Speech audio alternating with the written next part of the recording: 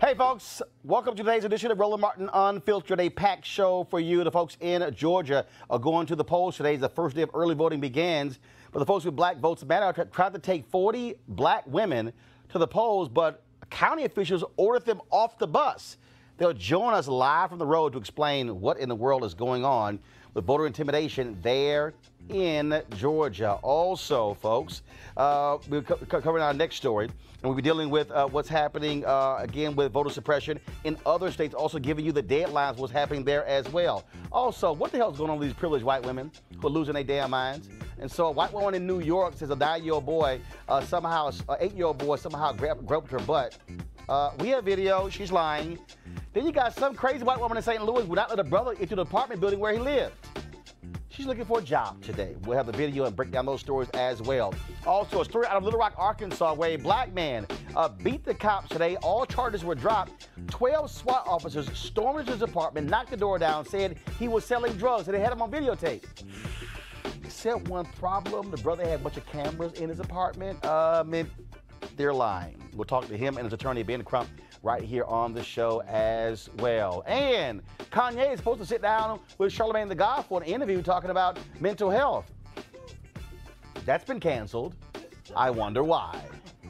And speaking of that, Kanye's in Uganda, giving a pair of signed shoes to the Ugandan dictator. I guess those are human rights violations. I guess they don't get Google in the Kardashian household. What the hell is going on, y'all? It's time to bring the funk of Roland Martin Unfiltered. Let's go.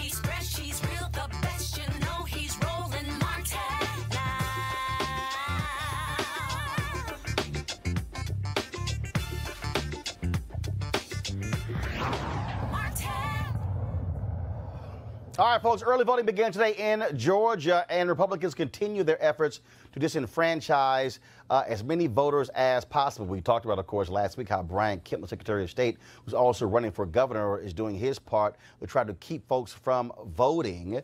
Of course, Stacey Abrams, she's doing all she can as well to fight that. Of course, I talked to her this morning on the Tom Joyner Morning Show, where she was highly critical of what was taking place in Georgia when it comes to early voting. Now, check this out, folks. Today, the folks with Black Votes Matter, they've actually been traveling across rural Georgia, talking to people, getting them excited about early voting. And they were actually going to take some people to the polls today, a group of black women who they visited who wanted to travel with them and on the bus to go to the polls.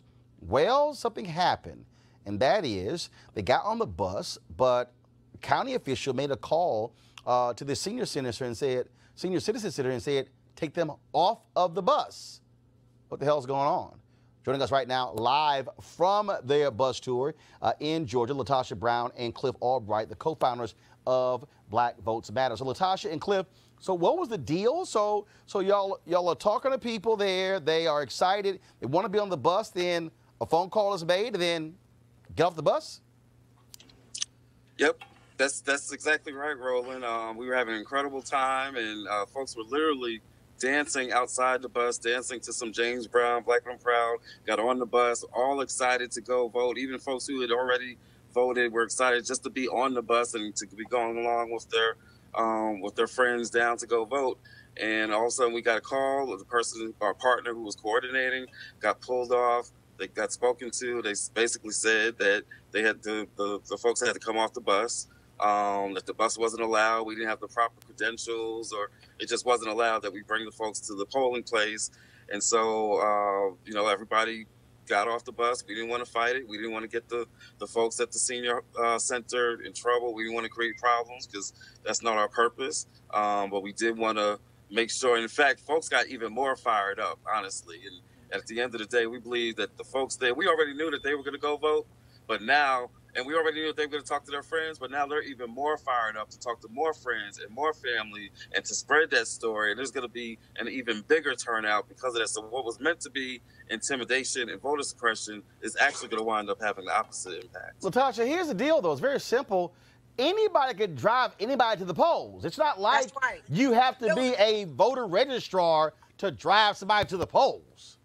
Absolutely. I mean, this is part of what I'm so glad, and we actually caught it on video. This is the kind of intimidation, voter intimidation, that has always been going on in the Deep South. There was absolutely nothing that prevented people from. We have a chartered bus. These are the kind of buses that take folks to the casinos, that take churches. We have an insured, chartered bus that we have taking folks to go to the polls. They actually asked us to get on the bus to go vote. So it's by their own choice. It's a chartered bus. There was nothing to prevent them. What we were told is that someone had passed by, saw the folks getting on the bus, had made a couple of calls, and a county commissioner. Now all of a sudden, all the county commissioners, none of them are taking responsibility for it, but someone called the director of that facility. And mind you, this is a day facility. It's not like the people live there. It's just a community center. So the people that came are independent folks who come on their own. They come to go, they're seniors, they have senior activities there. So there was technically nothing that legally really prevented them from being able to get on the bus and vote with us, other than this tactic of intimidation. Because they go to the center, because the center is important to them, they reached out to the director of the center, and in that process, she said that they couldn't get on the bus. It was their individual voters. There's nothing that it's as if somebody else is making a determination for our folks. And these are people, y'all, that are seniors. These are senior citizens. So if any of you all got someone, like your aunt and your grandmother and other people, that technically, particularly little things like that, to intimidate them, it has a particular kind of impact on them. Now, what was really surprising for us in this process is, and we even have video of them, they were getting off the bus singing. It was like, they weren't even surprised, because this is such a tactic that is so often done. What was even more ironic is essentially we weren't the ones we came down to do the rally. There had already been provisions made to take them for early voting made by the center. So after they got off our bus, they went and got on the other bus being prepared to go vote. Well, somehow that same call, or I don't know if it was a subsequent call or not, said that they weren't going to take them to vote at all that day. They would go another day. So the entire, all of these seniors that wanted to go early vote, not only were they intimidated or to not vote and go to the polls with us on our bus, but the prearrangements that had been made for them by the center also got canceled. Those are the kinds of tactics that have been used in the rural South that nobody is holding folks accountable to, that our people deal with day in and day out. And we just happen to have this time, we have it on tape. And of course, y'all are traveling all across Georgia, going to a lot of these rural towns. And again, places where in the past, Democratic gubernatorial candidates, frankly, ignored those voters, trying to appeal to, frankly, white suburban voters or white moderate voters. But Stacey Abrams is really focusing on turning out those folks who've been marginalized in the past. Yeah, exactly. I mean, these are the kinds of counties that we've been going to. And in fact, right now we're in another similar county. We're in Milledgeville, Georgia, and we're actually passing by a Stacey Abrams event. And so she's had a very deliberate strategy to pay attention to counties which in the past have just been ignored. And that's been the reaction that we've gotten everywhere that we've gone. It's just been people just saying, thank you. Thank you for not forgetting about us. Thank you for not just going past us on the highway as you're going up and down between the big cities. Thank you for connecting us. Thank you. People just feel isolated. Sometimes it's hard for folks, even just to get materials from candidates, to get push cards or signs. They're completely ignored. Their own activities to try to mobilize the votes are underinvested in. They get no resources to help put canvassers on the ground or tools to do phone banking or texting, whatever it is. Folks are just kind of left out there. And so that's why it's been such a big part of our strategy. It's one of our 5 core beliefs. We say Black voters matter everywhere. And that means in every one of these counties, whether it's rural urban, whatever it is, if there are Black folks there, then that's where we're going. And we believe that that's really the strategy that Stacey Abrams has been following too. And let me say, yeah, even what we saw and we experienced today, that's happening throughout the South. That didn't just happen here, right? Those kind of tactics. It's not just voter suppression. Doesn't just come in the form of the 53,000 registrations that the Brian Kemp is trying to kick out, or the Randolph County where they want to close. On an every day-to-day basis, Black voters are subjected to voter intimidation strategies like we experienced today, or voter suppression tactics, be it legal or illegal. All right then, Latasha and Cliff, we appreciate it. Thank you so very much, and keep firing folks up to vote in Georgia, Florida, and other southern states. Thank you. And thank you, Roland. Thank you for this platform, and thank you for allowing us to share our story. We really, really appreciate you being able to provide the platform for us to get our stories out. Thank you. All right. I certainly appreciate it. Thank you so very much. Also, folks, young voters are going to be critical when it comes to the election all across this country, but especially the South, and especially in Maryland, Georgia, and Florida. The National Coalition of Black Civic Participation. I'm trying to get it out.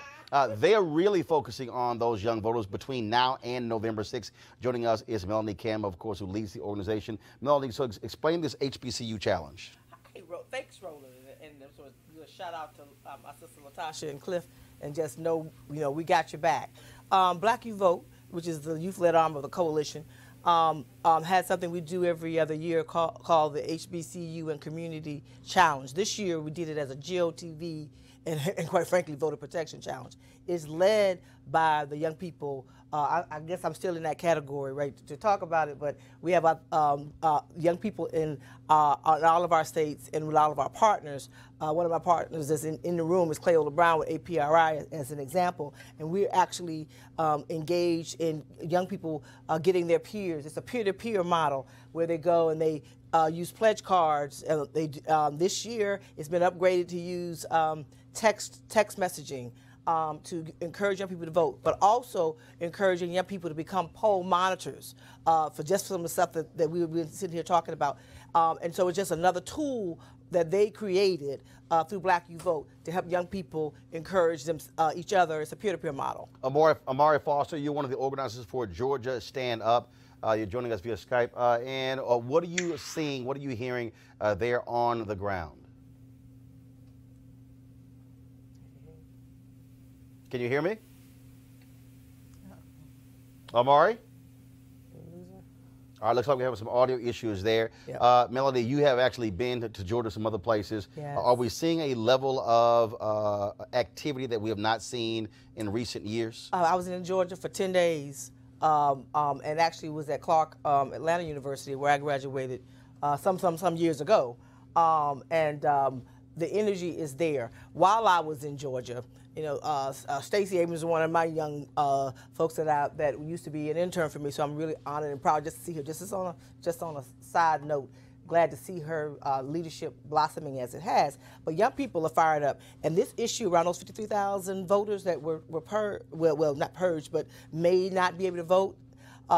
Young people were talking about that at the game. Well, first of all, Stacey Abrams has said that they can vote. They can vote. The issue, but provisional ballots. Potentially, those votes may not count. Provisional ballots, and this is just the history of provisional ballots. Still comes back to someone going to make a subjective decision too, and so yeah, legally, yeah, you can use a provisional ballot. Many times, provisional ballots are not counted. So I'm glad to see the Lawyers Committee, others suing, Georgia Coalition for the People's Agenda, and all those other groups suing to try to push back. But when I told folks, though, what people are saying, they are fired up from young to seasoned. They're like, we are not going to let anybody. So we talk about let my people vote in Florida. You got to let my people vote problem going on in Georgia. And so this thing is really turning the voting rights issues front and center, along with other issues, of course, but the issue around like that, if you can't win it legally, you're going to steal it? No, that's what people were talking about throughout the 10 days I was in Georgia and working with our coalition down there, Georgia Stand Up and Black Ones Roundtable and others, and APRI and others. Amari, there are a lot of folks who were 18 to 29 who did not vote in 2016. Are we seeing a complete flip in 2018 in these midterms? Still can't hear. All right, Amari, can you hear me? No. Looks like we're still having issues with with Amari. So Amari Foster. Let me just tell you who she is. Amari Foster is a community organizer down there in Georgia. Works with Deborah Scott with Georgia Stand Up. They're one of our partners, and really she's been she's been at City Hall all day because we were talking earlier, and so she's one of the sharpest young ladies I've met in a very long time. I think she's trying to talk now. All right. So what we'll do is so do we have Amari? If we don't, then I'm gonna have to move on. If we don't have her, so we'll get her on between now and Election Day. Yes. Melanie, where can folks get more information? Go to unitycampaign.org. You can sign up for the Black Youth Vote HBCU, and you don't have to be an HBCU, by the way. You can be any kind of community. You can be any kind of college or university or a nonprofit community-based organization. We want young people, whether they're students or non-students, to utilize this as a tool. And we know that millennial vote, Gen X vote, Gen Y vote, young people vote is a powerful tool. And we think that's going to be part of the secret sauce. You know, I was talking about black women, here with black women, but young people, I think, are going to surprise us in many places this year. All right, Melanie Campbell, we sure appreciate it. Thanks a lot. Thank you. All right, folks, let me give you these deadlines. Critical deadlines are coming up when it comes to you being able to register to vote over the next 5 days. First off, October 15th, the deadline to register in Virginia. Again, is October 15th. October 16th, we have several states: Kansas, Maryland, New Jersey, Oregon, West Virginia. Okay, let me repeat those again: Kansas, Maryland, New Jersey, Oregon, and West Virginia. October 17th, Massachusetts and South Carolina. Okay, Massachusetts and South Carolina. Massachusetts, you have Ayanna Pressley, of course, who may be the first woman of color representing Massachusetts in Congress, who is running there against South Carolina. October 18th, Nevada. You have Stephen Horsford, of course, the former member of Congress who is trying to return to Congress, who is running there as well. Plus, you've got Aaron Ford, who is running for Nevada Attorney General, an African-American there. October 22nd, Alabama, California, and South Dakota. So again, those are the states all coming up, all the voter registration deadlines. Also, keep in mind, folks, there are deadlines when it comes to absentee balloting, requesting that information as well. And so you must remember all of those deadlines that are critically important if you want to vote in the midterm elections. Now, over the weekend, Brian Kemp in Georgia used the language of white supremacists, segregationists, when he was complaining about the folks who have been critical of him for those 53,000 votes Melanie was talking about, as well as LaTosha Brown. Over the weekend, Brian Kemp, who is the Secretary of State and a Republican running against Stacey Abrams, he said, he used the language, outside agitators coming into Georgia and stirring things up. If you think back to Ross Barnett in Mississippi, think back to George Wallace in Alabama, think back to Lester Maddox in Georgia. That was the same language those segregationists used against folks with the Black Freedom Movement in the 1950s and 1960s. I want to go to our panel right now and bring them in and get their thoughts about this before we go to our next story. First and foremost, we have, of course, Michael Brown, former vice chair of the DNC Finance Committee, Avis Jones-DeWeaver, leadership strategist and author of How Exceptional Black Women Lead, Malik Abdul, National Communications Director for the Black Conservative Foundation. Malik, anytime we hear, again, certain words, when you say outside agitators, if you black and you understand your history, you know exactly the language and where that comes from.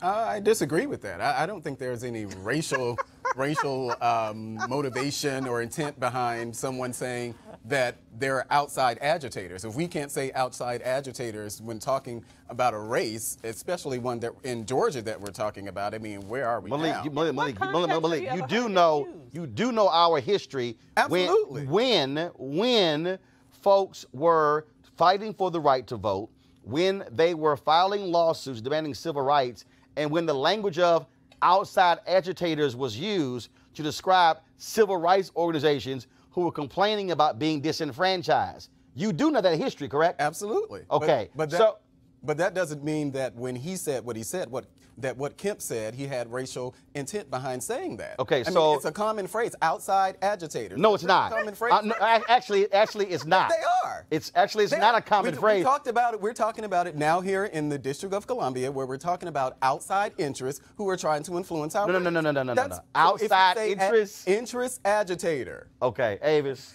I mean, it's the same thing. No, it's not the same thing. Oh my God, that is absolutely ridiculous. It's laughable. That's why I'm laughing. I mean, I have never in my life ever heard the phrase outside agitators outside of the specific context that we're talking about it now in terms of the racist history of segregationists. And not only, and it's true, that itself is not laughable. That itself, in fact, is accurate. Okay. Now, here's the thing. When he said that, he was not only saying that to black people in terms of we know what that means. He was saying that to white people in the South who also knows what that means.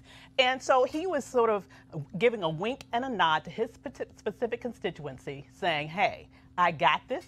I'm going to keep them in check, and I'm going to make sure that we continue to do everything that we can to suppress the black vote, which, in fact, he's been doing for years. Now, Michael, I talked to Stacey Abrams again this morning on the Tom Joyner Morning Show, and she said she also found the comments to be utterly ridiculous. She said because it's actually Georgians who are white, who are black, who are Asian, who are Latino, who are filing suit demanding their right to vote. When you hear a guy like Brian Kemp say outside agitator, what immediately comes to mind for you?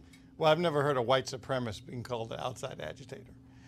Clearly, there's a connotation. That's what's interesting. I'm trying to figure out what history books you were reading from as a youngster. Because I don't understand. I've read quite a few. They called Dr. King an outside agitator. Yeah. They called Malcolm X an agitator. Absolutely. But never white supremacist. Why is that? Well, I mean, I can't answer for why Kemp said what he said, but I do know that it's not racist to call anyone an outside agitator if that's what they are. But that's just because of how you receive it. But that's just because of how you receive it. What are outside agitators then? By definition, then you said if that's what they are, who are they? The same interests that are here in D.C. trying to influence the election here in D.C. I don't know who they are. No. There's national money pouring into the race. When you say the same interests here in D.C., hold up. So, do you consider the NAACP Legal Defense Fund to be an outside agitator? They're outside interests, absolutely. No. Do you consider the NAACP Legal Defense Fund to be an agitator. outside agitator? No.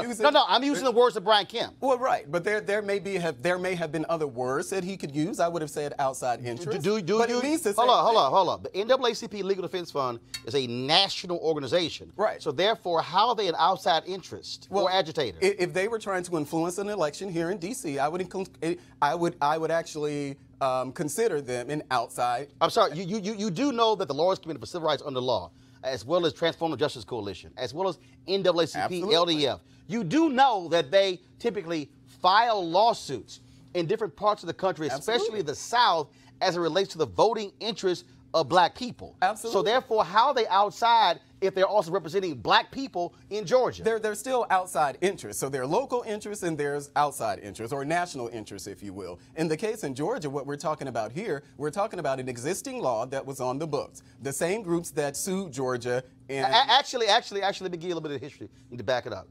What you actually had was a practice by Brian Kemp where he was slapped down by a federal judge. Then the Republican legislature then chose to go back, forget the federal judge, and then make that an actual law. Right. That's actually what you had there. And it's the same group. So I ask you again, do you believe the NAACP Legal Defense Fund should file such a lawsuit against Georgia, protecting the interests of black voters? Sure, they can. They absolutely can. But I also don't think it's inappropriate or inaccurate to call them an outside interest. Michael? I don't. That's what they are. He was called outside agitators. Yeah. Let's get the language correct. Right. And he knew exactly.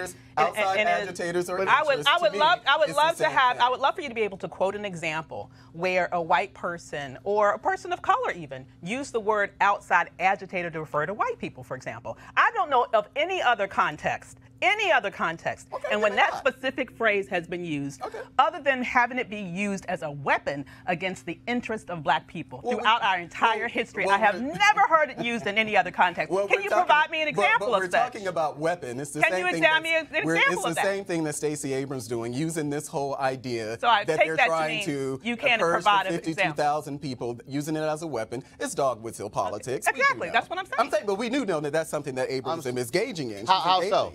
How so? Because she's trying to paint a picture that Brian Kemp is trying to purge voters or whatever. Hold on, I'm sorry. That's You said, hold up. You They said can still. Hold up. You they said can trying. still vote. You said trying to. Right. Okay. Trying to. In the last several years, they estimate 1.2 million voters have been purged in Georgia. Well, because of an exact match law of over 7 million, I think almost 7 million voters that they have there in Georgia. 52,000 of those voters did not, their information on their registration forms did not match their Social Security card or their driver's license. It was one or the other. So to say that it's a racist intent behind that when you have the governor of the state who just extended voter registration in at least 4 of the counties, half of which after the hurricane, he extended the voting registration for those. So to say that the state of Georgia is being racist in this sense, I just disagree with it because it is a fact that... Henry, go to my iPad, please. This is a story from Yahoo where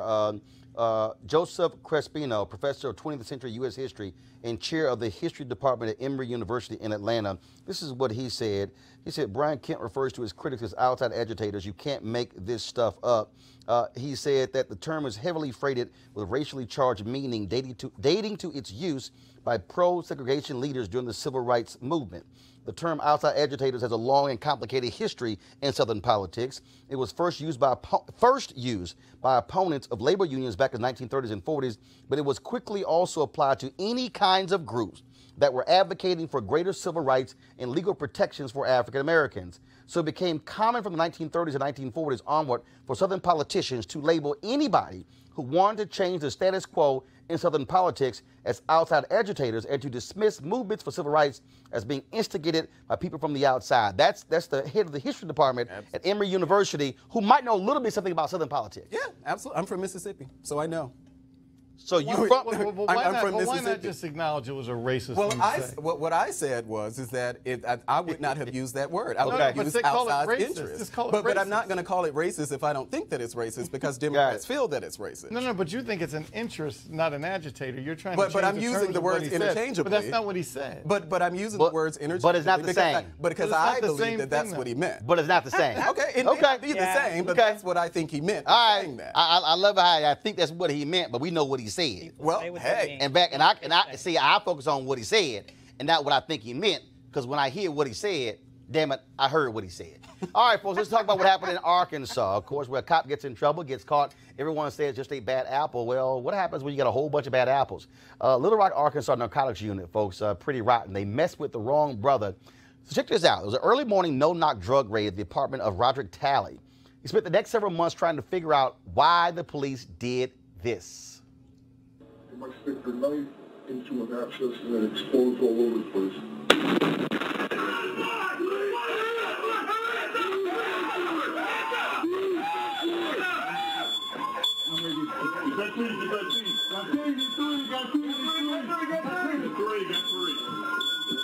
We are dominated. Hey, Griff. Both have not holding the river contact on the frame. Not enough information in this script. Mechanical breachers.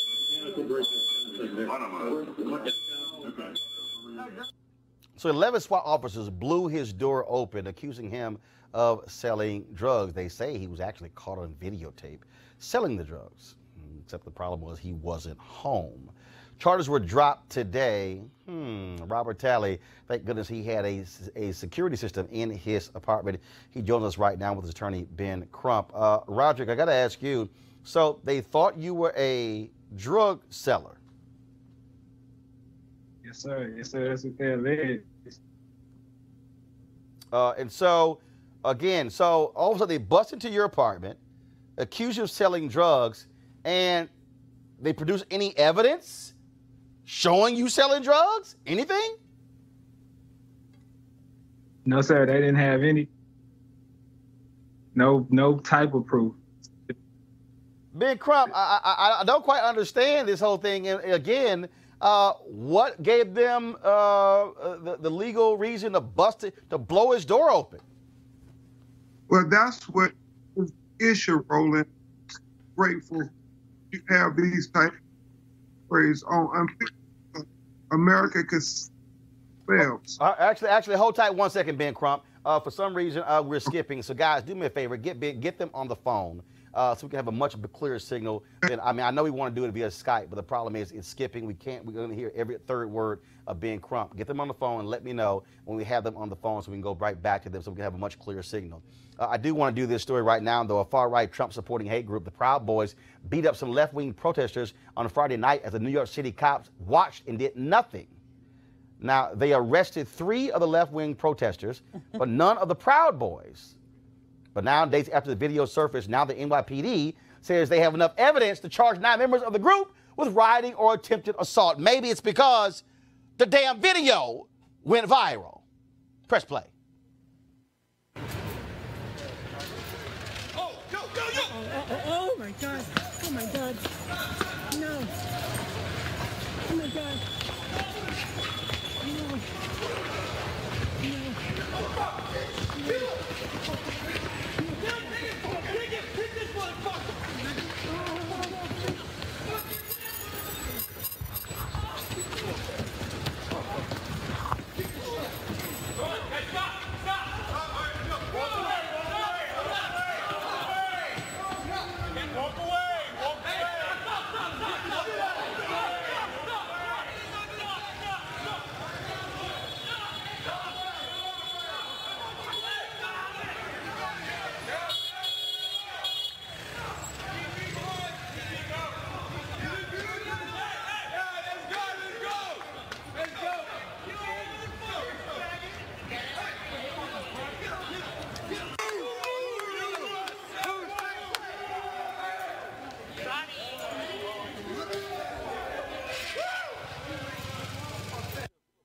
Black men went around beating some folks. The cops wait 3 days to charge him.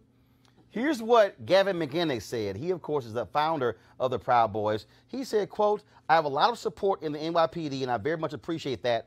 The boys in blue." No shock there. No shock there. Folks, again, these are a bunch of thugs. These are hooligans who they are allowing to walk around as if they're respectable.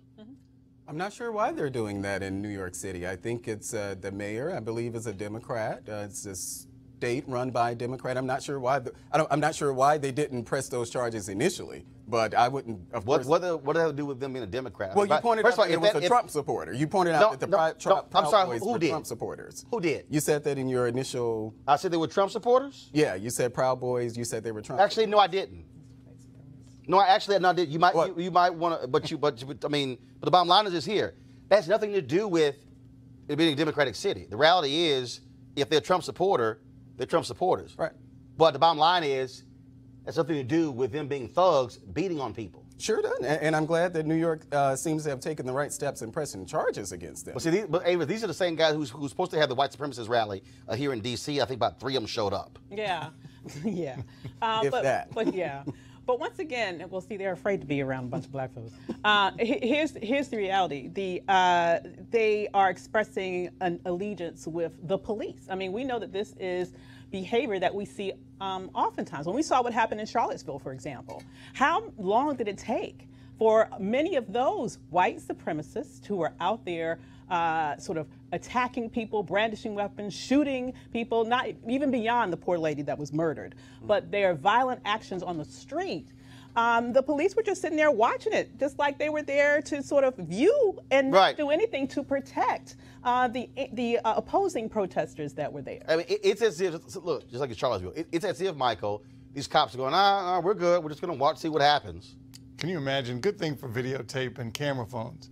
Can you imagine if we had that kind of technology back in Jim Crow South? Oh, God. It'd be a whole different world. Yeah. But thank goodness. Well, hell, we still had film. They still beat black folks on Bloody Sunday. We still see it. Absolutely. Crazy white folks didn't care. Did not care because they knew the juries were also stacked against them, so there weren't going to be any convictions anyway, just like we see sometimes in these police trials. Well, and again, I think what you have here, you have these Trump-loving Proud Boys, and that's exactly who they are. Say it. Now no, I ain't gonna fine, because that's what they are. They are white nationalists, okay, and then they love them some Donald Trump, which is one of the reasons why he did not like having to call these white nationalists out in Charlottesville. That's exactly what we're seeing. And so the bottom line is, these are thugs. They should be prosecuted. They should be thrown in jail. period. Yeah, I agree. We saw that during the election where Trump supporters were attacked at rallies and things like that. So this is nothing new.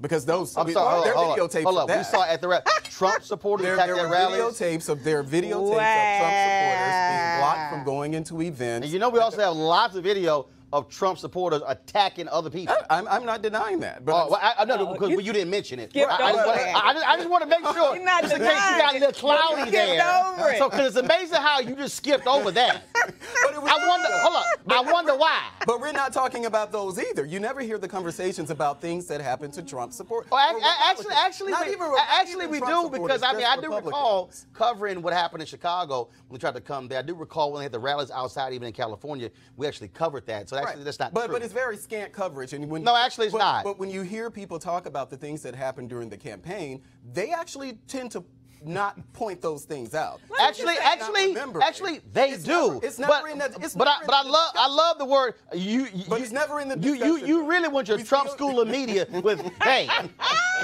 The Trump like he kept out. Right.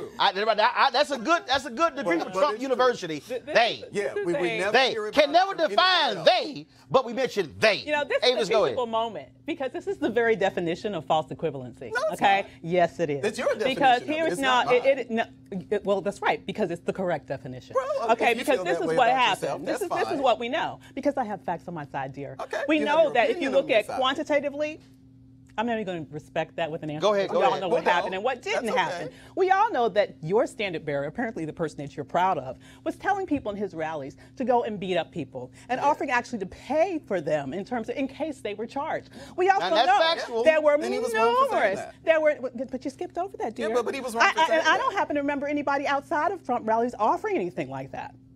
Well, do you? I don't think I do. And so, kind of got you on that, Malik. It's very interesting to me. They're just doing it now with the Democrats, Eric Holder and Hillary Clinton and all of those.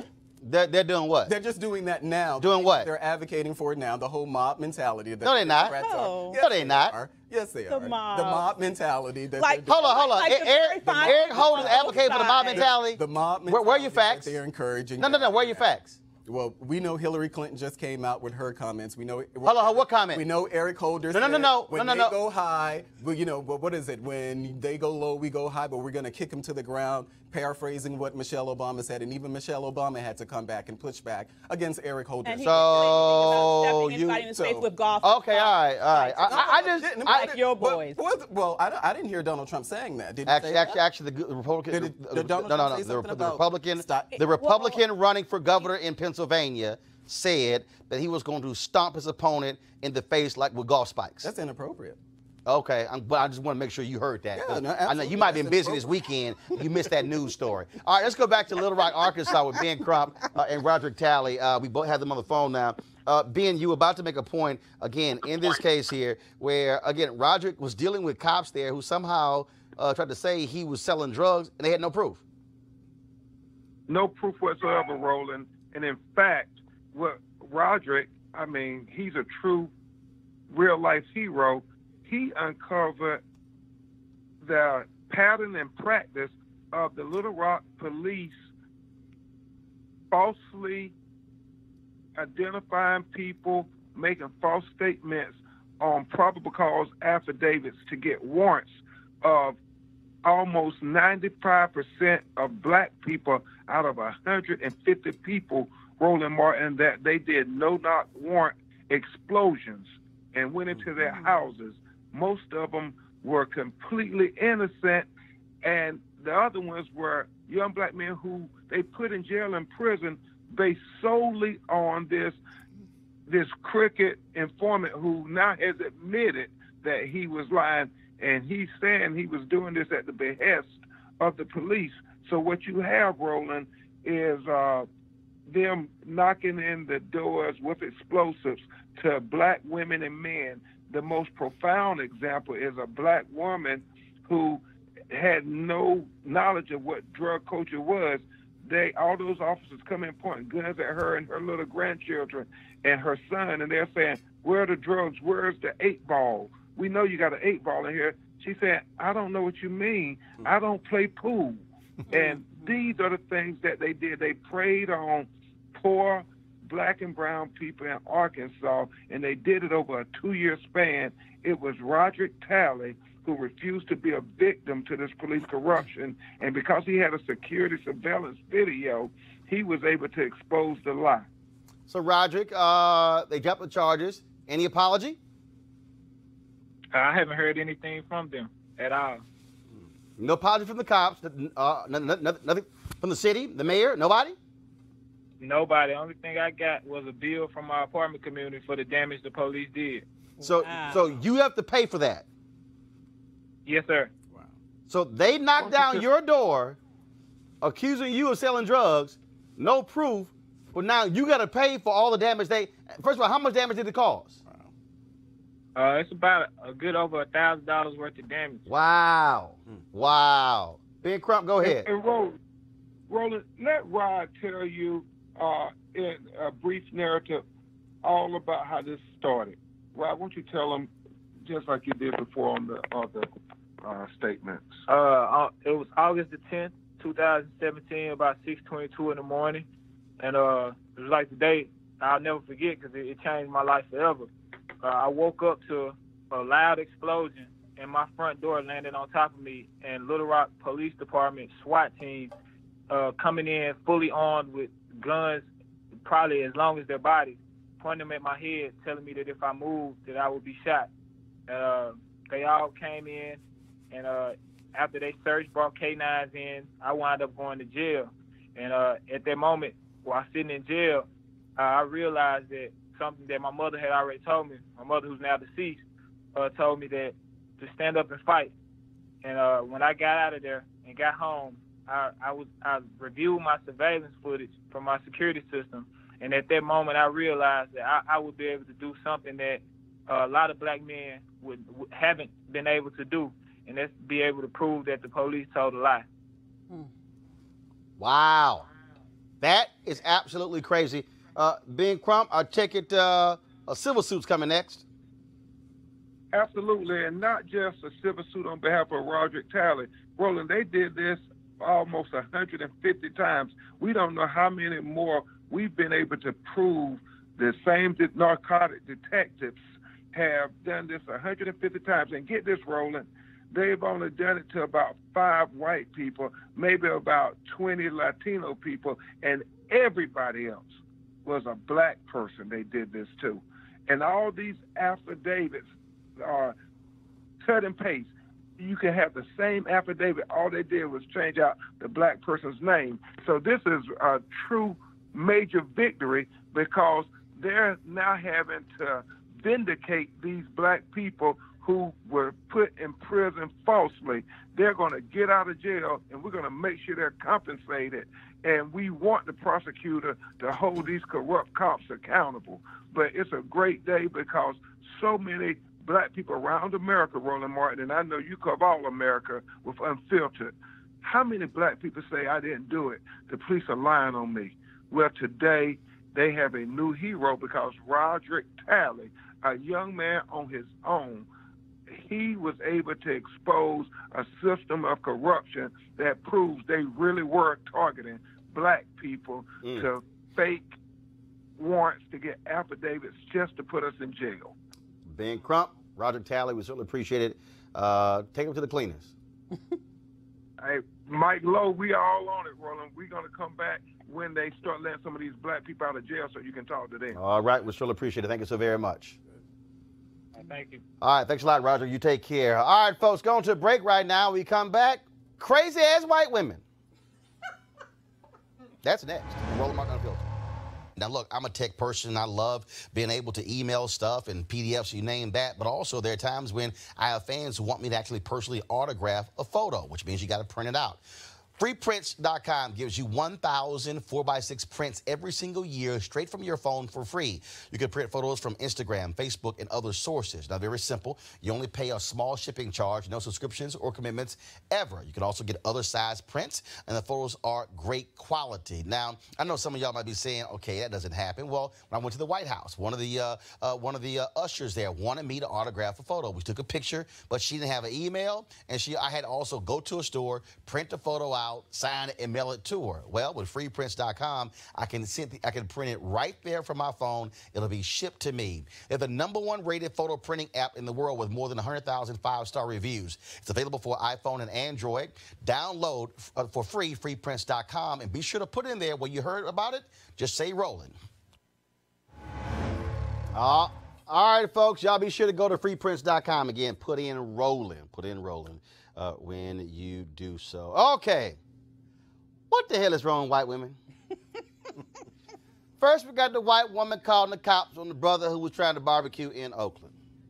Then we got the white woman calling the cops on a sister who trying to sell some lemonade in the Bay Area. Then we got, I guess some other white women stores acting crazy, but now we got 2 more ignorant white women, okay? So let's deal with the first one, in New York, all right? So this crazy white woman's in the store, okay? A woman comes by with her son and daughter. She accuses this 8-year-old boy of groping her flat behind. Watch surveillance tape, y'all. No, I want the cops here right now. No, I'll talk to you. I'm gonna stay right here. I'm gonna stay right here. I'm gonna stay right here. The arm. Yeah. Oh, man. The cops are right down the block. I can go inside. What happened? White lady calls the cops on a black lady. I get it. Yeah, they're videotaping. Mentally ill. Yeah. Listen, I don't care. Listen, you remember me, right? From school, right? Yeah. That's right. The son grabbed my ass. She said and that she my son decided to yell at stay here. So I'm gonna stay right here. Security camera. Let me go. Don't stay nowhere. Go home. Let's make it go viral. Go home. No. Let me go. No, not her. No. Come on. She's calling police. All right, y'all. So Cornerstone, Caroline. Y'all saw the video right there? Now, first of all, how dumb is she? The boy walked past. Anybody could see it was the backpack. No, she's sitting here, said he groped her behind. And then you saw her make this little hand gesture. I guess the mama said something. And then, again, like, what the hell is she doing? What? So she's grabbing her crotch to the mama. Now, look right here. Little black boy, not even looking at her, walk by. Backpack, she hunched over the desk like she's snorting something. The backpack Maybe she was. brushes against her behind. And she said he groped. What? First of all, y'all, they had the video where she had to go back in the store, apologize. Boy, they were cussing out Cornerstone Caroline. She apologized. She said, no, I'm not a racist. But other people say she has done this to many other people as well. Okay? So let me go to the second crazy white woman for today. All right? We're going to go to St. Louis. All right? This brother is trying to walk into his apartment in St. Louis. But no, Hillary Brooke Muller, she like, damn that. You ain't getting in here, Darion Tolls. You going to have to pay the toll, which means you got to get by me, the white woman. Press play. Please move, ma'am. I can. Do you live here? Yeah, answer that question. Excuse me. I'm sorry. The keypad is right there. I understand that, ma'am. You can film me. That's okay, fine. I understand, ma'am, but you're blocking me. Into my building. Okay, and it's my building as well, so I need you to get out my way. Okay, what unit? I don't need to tell you that information. So excuse me, ma'am. I'm uncomfortable. Okay, you can be uncomfortable. That's your discretion. You're uncomfortable because you're you. I need you to move out my way, please. No. Now, please stop touching me. I'm not touching you. You just was previously before. I'm not touching you at all. So I'm going to step in. I'm not touching you, and I'm not in any way doing anything outside of letting my dog go to the bathroom. Okay, and I live here and you're blocking the door. What unit? I don't need to tell you that. What unit do you live in? 307. Okay, great. I'm on the 4th floor. Excuse me. No. You don't have a key fob. You are... No. No. If you have that, then okay. Ma'am, you're not security. You're not the property manager. You're not Mike Herman. No, but I live here. Okay, and I live here too. You're not Mike Herman. You're not Rick. I don't like the fact you have your phone in my face. Okay, I don't like the fact that you're blocking me for where I pay. All I'm asking is what unit? But you're not. I don't need to tell you that information, ma'am. If you want to come into my building. It's not your building. You're not the owner. You pay rent. Sir, you walked up on a street. Yes, yes, and I've already buzzed in. I've already You used did my. not. Oh, man, it does not even matter. Can you get out of my way? No. Can you show me the key fob into this I'm building? not showing you anything. And the second, ma'am, I'm bound to walk through where I live at. So. No. Okay. Can you show me the key fob into this? No. Excuse me. No. Excuse me. Are you kidding me?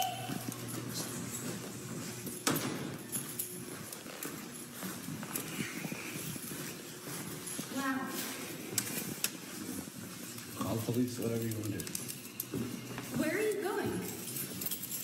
Do you have a key fob that looks like this? You can film all you want. I'm not being rude. I'm not being disrespectful. You walked into a building that I was taking my dog out and pushed your way in. No.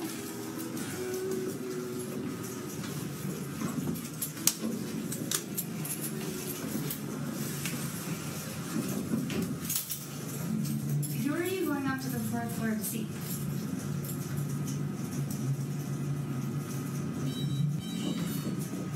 No, I want to know who you're going to see.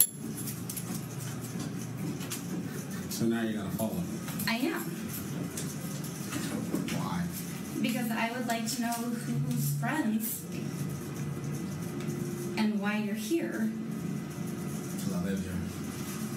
And if you do, then I would like to meet you because you're a neighbor. And You didn't start off on a good note. I don't want to do no dealing with you. I'm going to my house. I'm going to my house where I live at, where I pay. I would like to introduce myself then as a neighbor. I would like to introduce myself. I do not want to speak with you. Please stop following me. I'm going to call the cops for harassment. That's my next step.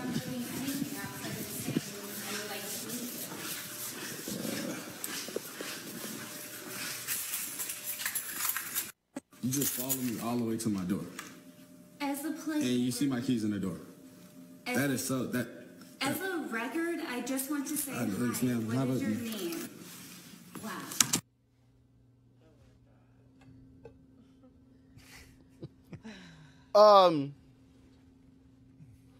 Yeah, because you can't holler at white women. Exactly. You can't be a black man hollering at a white woman. Saying, she better be glad it wasn't a sister, because her ass would have been halfway through that floor. I'm telling you, I can't imagine having that much patience with that level of ridiculousness and racism. Talk way too long. That's honestly, that conversation would not have lasted that long. But this is the thing.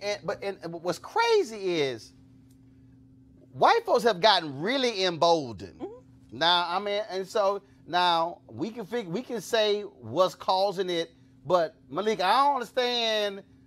It's them. It's the white boy who asked the black woman about her pool pass, lost his job. It's the white boy in Ohio with the electrical company who was hollering nigga, nigga, nigga. He lost his job. His whole business went bankrupt. And so all these, what kills me is, I don't care if you keep recording. Okay, heifer, you broke now because you ain't got a job. No, I mean, I can't make any excuses for that or any of the videos that we've seen in the past couple of years. I honestly can't make any excuses of it. You know, I can say as a black conservative, this is something that I experienced most recently during our second-year anniversary here at the, our second-year anniversary that we had on Friday, where I got on the elevator and the lady asked, she said, well, what are you guys doing here? And I said, oh, well, this is our second-year anniversary, the Black Conservative Federation. And she said, conservative? And I said, yes. And she said, conservative, as in you're a Republican? And I said, yes. She said, oh, I'm gonna barf. Let me get off the elevator. And she got off the next, on the next floor in the elevator. And I'm just sitting here like, wow, good thing that I was who I am. Because if she had had that same interaction with someone else, I mean, she literally said, oh God, I'm gonna barf. Well, at least she ain't walking to your apartment. I know. Michael, I don't know what's going on. What kills me again is if you look at story after story, it's these white folk who will call the cops like they dial information. 311. You know what was really, Roland, creepy about that too? When she was following him, it reminded me of the fact pattern of Trayvon Martin. where he was walking and the person was following him and then got into the confrontation. And that's what this empowerment of white folks relative to black men is seriously problematic. And the leader of our country, I don't call him by his name, number 45, is not doing anything to help the problem. And here's the other thing that you have here. I mean, you also have the story of the white man in Florida, where you get the students who at Florida A&M come into the building who was carrying a gun. Yes. And then all of a sudden, he pulls it out and flashes it. Oh, it slipped out. No. And see, the problem, this is the real problem here, okay? One of these white folks going to get blown away. Because, see, the reality is this here. That white woman following that brother, she is following to his apartment. She is stalking him. Yeah. Okay? You show that video in reverse, and that is a black man following a white woman to her apartment. All of a sudden, if she got concealed and carry, and all of a sudden she blow him away, they're going to say, that's self-defense. And hope he's not in Florida. I mean, this is a white woman blocking the door, standing in the way. And frankly, he had George Wallace. He had every right to bust her in the throat. I'm sorry. I mean, brother, like, damn it, I'm tired. I'm hungry. I go to the bathroom, and your white ass standing here blocking me from walking to the door. Yeah. I'm sorry. And see, for all the white folks out there, I'm trying to let y'all know this ain't the generation of black people who gonna kneel down and pray for y'all. No, I'm letting y'all know. This is a whole different generation. And that brother was real calm, but these things keep happening. And I'm telling you, I'm warning all y'all white people, this thing is going to escalate when somebody gonna bust a cap in one of y'all asses, and it's gonna be like, oh my God, what happened? If you keep detaining black people and calling the cops on black people, either they gonna get shot or they gonna call the cops, and the cops gonna end up shooting one of these black folks because some fool sitting here lost their mind. And the thing is, it will keep on happening because there's no consequence. You know, this happens. There should be some consequence for wasting the time and the resources that are associated for calling the police for frivolous reasons. And if you look at what happened with the little boy again, you know, his mother, further on in that tape, his mother came back and laid her out. Now, although she apologized finally, belatedly, after she got caught lying on this little boy, she now has the nerve to call for charges against the mother for defending her son. I mean, she's lucky, once again, that she didn't get knocked out. You know, because this is not the moment where people are ready to sit here and say, you can sit here and attack us, attack our children, stalk us, and expect nothing to happen in return. Now, of course, Hillary Brooke Muller, who was a realtor at Tribeca Luxury Apartments, she ain't a realtor no more. She might be looking for a security job. Consequences. Exactly. And guess what? The company she worked for is a minority-owned company. They released this statement, quote, we are proud of this fact and do not and never will stand for racism or racial profiling at our company. She's no longer employed. And that's the way it should go. I'm telling you, Michael, you talked about earlier having the video. Every single one of these white folk who lose their mind also lose their job. So here's the deal. If y'all want to keep acting the fool, I ain't got no problem with the black unemployment rate going lower, with y'all losing y'all jobs, because if you keep tripping, and we're going to keep playing the videos, and we're going to happy to see y'all get fired every single time. Yeah, I agree. And I'm down with it. Yep. All right, y'all. Of course, this is also one of the reasons why. First of all, that video told 5 million views on Facebook. Wow. So many folks have seen it. Wow. So, Hillary, we all know. Matter of fact, you know what? It's probably going to be a Dr. Phil show later on. He's going to get all them white folks together on one show. And like, you got fired, you got fired, you got fired, you got fired, you got fired. And that should be like, what the hell wrong with y'all? That should be the name of that episode. What the hell were y'all thinking? And so I'm looking forward to that, Dr. Phil. Go ahead and pull all them on the show. I just love to see all of them commiserate together in a focus group of crazy, broke, no having job white people. Looking forward to it. Folks, be sure to support Roland Martin Unfiltered by going to RolandMartinUnfiltered.com, joining our Breen and Funk fan club. We certainly want you to do so to support the show and to support what we do. Tomorrow, I'll be broadcasting live from Indianapolis, where they have a State of Black America event taking place, where I'll be moderating a panel featuring Susan Taylor, Michael Eric Dyson, and Reverend Al Sharpton. On Wednesday, I'll be broadcasting live from the National Civil Rights Museum Freedom Awards show. I'll be handling the red carpet duties there as well. Thursday, I'm in Los Angeles. One-on-one, me and Jason Whitlock. Oh, y'all know it's going to be funky. That's on Thursday. And then, of course, Friday, I'll be broadcasting live from the Young Turks studio in Los Angeles as well. So we've got one hell of a week planned for all of you. You do not want to miss that. Thanks to Michael, Avis, and Malik. We appreciate that. And for all of you for watching as well. Y'all know how we do. We're going to keep putting the pressure on folks, keep speaking truth to power. And don't forget, go out and vote. Georgia, early voting has started. Fill the polls up. Just go ahead and just be an inside agitator. Brian Kemp. Just gonna make him mad like George Wallace and Bull Connor and all the rest of them. Sorry.